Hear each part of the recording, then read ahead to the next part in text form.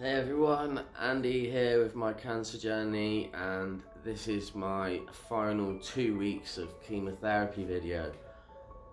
And yeah, this has been really hard, especially with the health problems that I've got going on at the moment. It's brought up a lot, but it's also made me think a lot about that last 2 weeks. And it was really hard. I can remember going through different phases, and it seems like that last 2 weeks was a lifetime. And I went through all these different phases, but anger, like why me? And I'd been saying that a lot. Why me? To someone. At the time I didn't know who, but now I know that I was a believer in Christianity then. I just didn't know it. I was asking God, why me? Why me? But that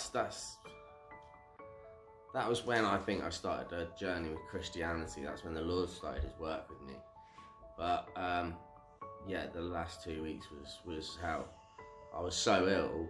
I was bedridden, and to be honest, it wasn't looking hopeful, because they'd been having to work so hard to keep me alive. It wasn't on the cards. You know what I mean? The dice weren't rolling in my favour, and yeah, I had the test done to check my cancer markers, and I had to wait until I'd finished this course of chemo to find out the results, and whether it even dropped my cancer markers or not at all. So, but it was my last chance. I didn't have any more fight in me. I couldn't have any more chemotherapy because I was so ill from it. And yeah, if it didn't work, then I was gonna die. So you can imagine what you're thinking in that time. Like, I was thinking all the things that I wanted to do, people I wanted to meet, family that I wanted to start, relationships, jobs, you know what I mean, hoping that it'll all be okay and I can, you know what I mean, I'll be able to do all these things that I want to do, and yeah, and then convince myself that it's going to be bad news, and then convince myself it's going to be good news, and then giving up totally and just not caring, and then getting some extra fight in me. That was sort of right at the end of the 2 weeks. I just got this extra bit of rah in me, and I was just like, you know what, cancer, you can do one. I've told you every day for 6 months, you're not having me, you're not taking me. And I said it every day that week. I can't stress how stressful it was. It was the worst. I'd already had the bad results before, so I'd kind of seeing that in my head, like visioning it being the same thing. But when they finally told me the results of the chemotherapy and that my cancer markers had dropped and that the chemotherapy had worked, I was shocked. Like, I was not expecting it, but I was over the moon. I just wanted to get out of there and get on with my life, and it was just amazing. A year of fighting, bedridden, horrible side effects, breaking ribs from being sick for hours, writing my own goodbye letters and planning my own funeral. A lot of things to process that sorry about the siren. Yeah, I didn't process, but doing these videos I've worked out a lot of stuff, processed a lot, and it's been really, really good. And I'm sorry that it's taken so long to do this last 2 weeks video, but it's been really hard, and like I keep saying that, but it really has, and emotional as well.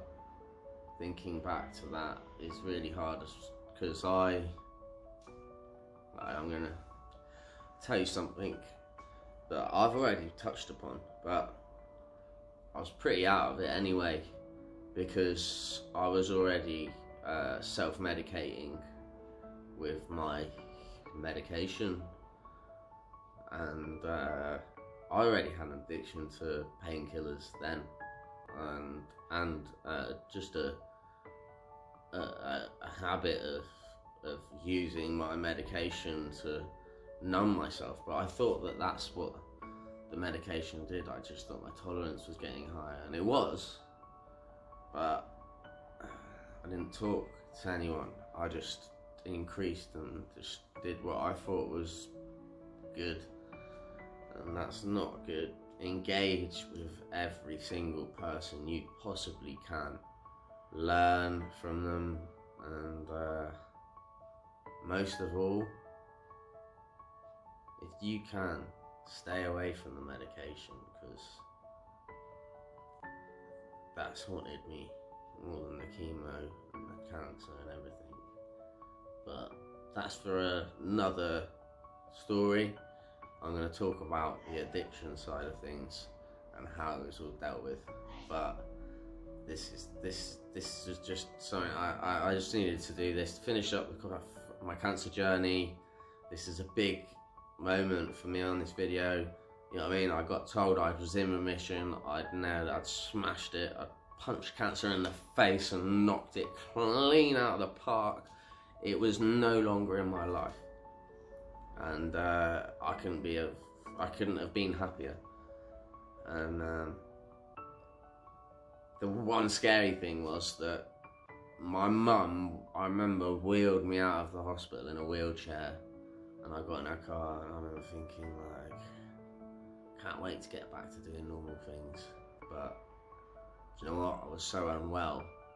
I should have had like physiotherapy and like a rehab program for the medication, but there wasn't anything like that. Macmillan were just starting to sort of work with people, and I'd missed out, and yeah, I through not voicing myself, I missed out, and I am voicing myself now because I don't want anyone else to go through what I've gone through. It's been mad, and what I'm going through right now is completely bonkers. And you can watch. I've got a playlist, and if you go in my playlist, you'll see that there's one. Is it back or not? Well, that's what we're trying to find out. But I'm a positive person. Tomorrow's a new day. Maybe they'll call, and I'll find out some news when I'm gonna get my scan and that. But really, I just want answers, like I did. I got answers with this, didn't I? And yeah, that is the end of my cancer journey with chemotherapy and having cancer. But I want to stress this to anyone out there who hasn't had cancer or is going through it. Don't think that when you get better, like when you get told you're in remission, that's it. Because that's what I thought, and that is not it. You have a long way to go, and if you don't brace yourself for that and prepare for that, then you're gonna suffer. You need to prepare yourself. You need to have a plan of action. set yourself goals, and push yourself, and you will be alright. Just don't know what I did. And also, if you're engaging through your chemotherapy with Macmillan or wherever you are, if you can engage with the service, if like my friend's got a foundation, I'll try and put a link up for it in America, but I think there's just they're a small foundation, but I'm sure in America there's big foundations that can help. I pray there are. And if you engage and speak up and voice yourself and make yourself heard, make sure that you're heard and you get the answers that you need, then you'll be okay. You'll be fine. Eat well, sleep well, and enjoy life. Yeah, all right. It's been a journey just doing this, and you can see the complete change in me, which is unbelievable.